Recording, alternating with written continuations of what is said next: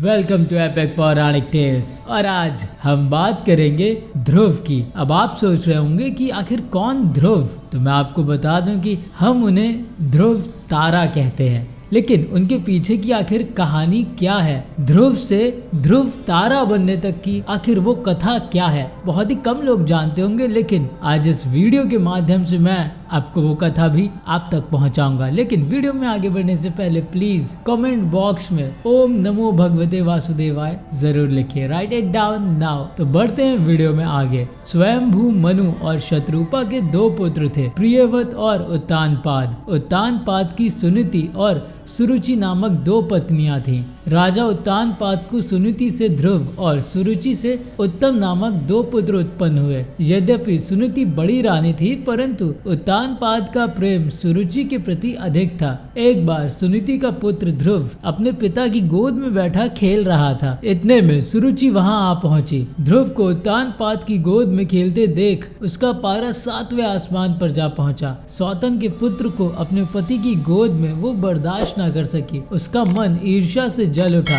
उसने झपट कर बालक ध्रुव को राजा की गोद से खींच लिया और अपने पुत्र उत्तम को उनकी गोद में बैठा दिया तथा बालक ध्रुव से बोली, अरे मूर्ख, राजा की गोद में वही बालक बैठ सकता है जो मेरी कोख से उत्पन्न हुआ हो। तू मेरी कोख से उत्पन्न नहीं हुआ है, इसलिए तुझे इनकी गोद में या राज सिंहासन पर बैठने का कोई अधिकार नहीं है। 5 वर्ष के ध्रुव को अपनी सौतेली माँ के व्यवहार पर क्रोध आया। वो भागते हुए अपनी माँ सुनीति के पास आए तथा सारी बात बताई। सुनीति बोली, बेटा, तेरी सौतेली माँ सुरुचि से अधिक प्रेम के कारण तुम्हारे पिता हम लोगों से दूर हो गए हैं। तुम भगवान को अपना सहारा बनाओ। माता के वचन सुनकर ध्रुव को कुछ ज्ञान उत्पन्न हुआ और वो भगवान की भक्ति करने के लिए पिता के घर को छोड़कर चल पड़े। मार्ग में उनकी भेंट देव ऋषि नारद से हुई। देव ऋषि ने बालक ध्रुव को समझाया, किंतु ध्रुव नहीं माने। नारद ने उनके दृढ़ संकल्प को देखते हुए ध्रुव को मंत्र की दीक्षा दी। इसके बाद देव ऋषि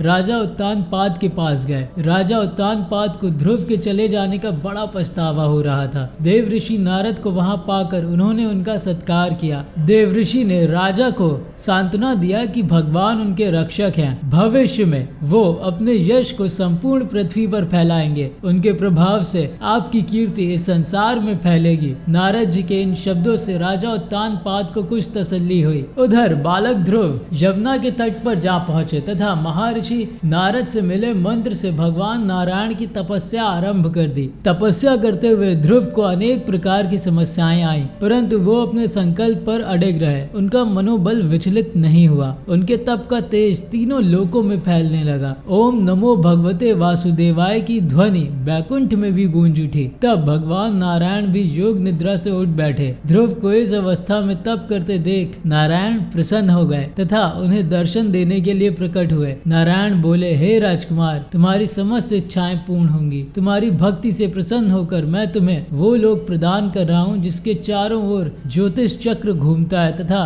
जिसके आधार पर सब ग्रह नक्षत्र घूमते हैं। प्रलय काल में भी जिसका कभी नाश नहीं होता। सप्त ऋषि भी नक्षत्रों के साथ जिसकी प्रदक्षिणा करते हैं। तुम्हारे नाम पर वो लोक ध्रुव लोक कहलाएगा। इस लोक में 36 सहस्त्र वर्ष तक तुम पृथ्वी पर शासन करोगे। समस्त प्रकार के सर्वोत्तम ऐश्वर्य भोग कर अंत समय में तुम मेरे लोक को प्राप्त करोगे। बालक ध्रुव को ऐसा वरदान देकर नारायण अपने लोक लौट गए। नारायण के वरदान स्वरूप ध्रुव समय पाकर ध्रुव तारा बन गए। आई होप कि आपको मेरे ये वीडियोस पसंद आ रहे होंगे। अगर आ रहे हैं तो प्लीज चैनल को सब्सक्राइब करिए, नोटिफिकेशन बेल आइकन पर क्लिक करिए। Stay tuned.